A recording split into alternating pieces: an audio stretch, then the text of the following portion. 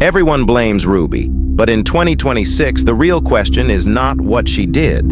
It is who looked away, and why. Millions of people watched the Franke family online. They saw routines, they saw rules, they saw a version of family life that felt controlled and safe. What they did not see was what happened when the cameras were off and the doors were closed. In 2023, Ruby Franke pled guilty to multiple counts of aggravated child abuse. That moment shocked the world. But it did not answer every question. It simply created new ones. After the sentencing, something strange happened. The noise stopped.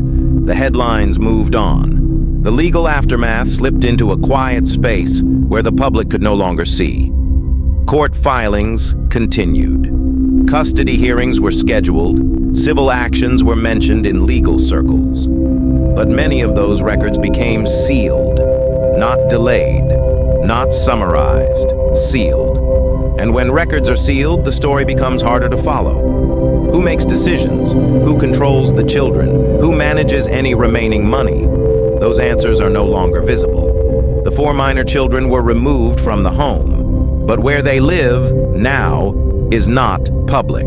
Who signs their school papers is not public.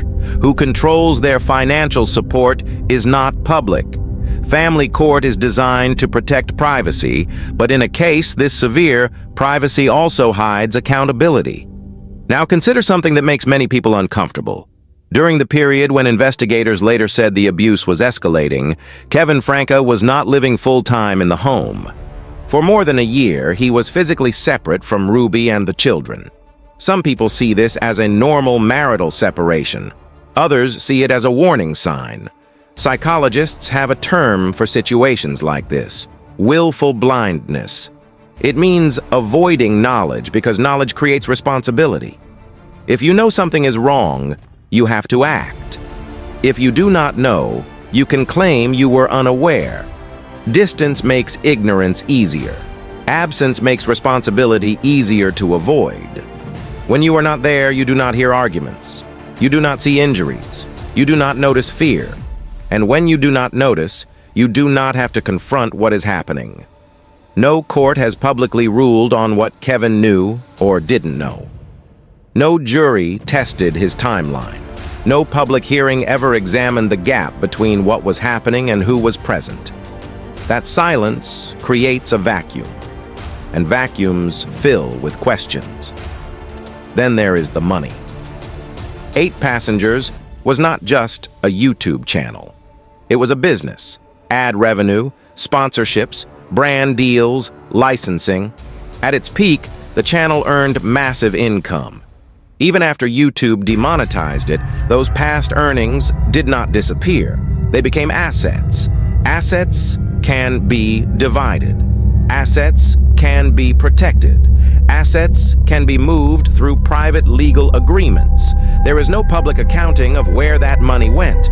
No clear record of who controls it now. No disclosure of whether any private settlements were signed. In cases like this, money rarely vanishes. It just becomes quiet. Then came the police footage. A short clip began circulating online, allegedly from the first welfare check. Some viewers claimed it showed a guarded reaction. Others said it proved nothing.